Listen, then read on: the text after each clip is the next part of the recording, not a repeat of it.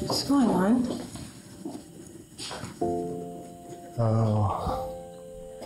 Tatawagan sana muna kita eh. Para magpaalam. Aalis ka? After nangyari sa ating kagabi, tingin ko hindi na tama na mag-stay pa ako dito.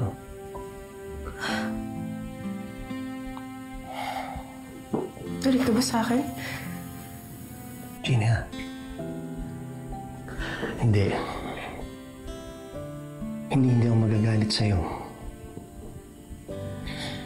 Nagagalit ako sa sarili ko kasi naging mahina ako. Dito na lang magagawa ko para sa katahimikan natin dalawa.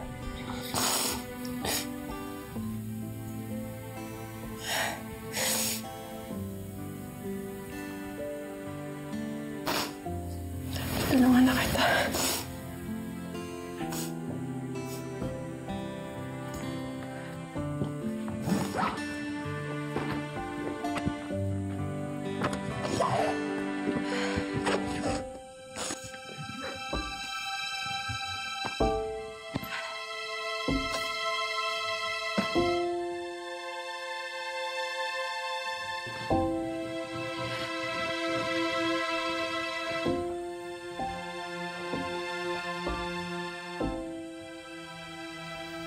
I guess tuloy na yung plano niya ni Betsy.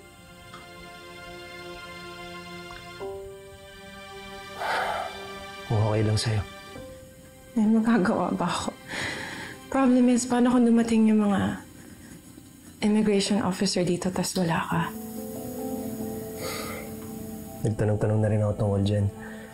Hindi naman daw madalas bumisita yung mga immigration officer, lalo na nakompleto naman natin yung mga papers. Tabigyan naman natin lahat, di ba? Tama ka naman doon. Pero Gina, kung gusto mo na makipag-divorce, gusto mo na akong tanggalin sa supermarket, okay lang sa akin yun. Walang problema. No, wala namang kailangan magbago. We can stay married until you get your green card. Sayang naman yung mga pinaghirapan natin, di ba? Tsaka si Betsy. Umaasa sa atin si Betsy.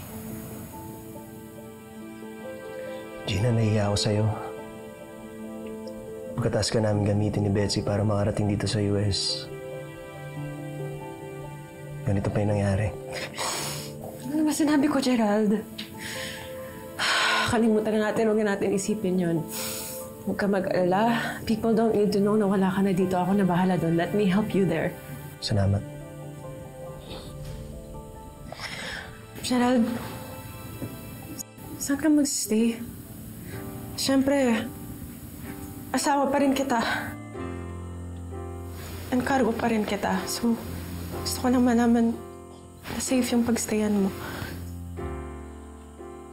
Sabihan na lang kita, ha? Hindi ko pa rin talaga alam kung saan. Kaya kong gawin lahat ng hiling mo sa'kin, ngunit di ko lang magagawang aminin. Mag-ingat ka. Habang tayo'y magkasama, di ko mapigilang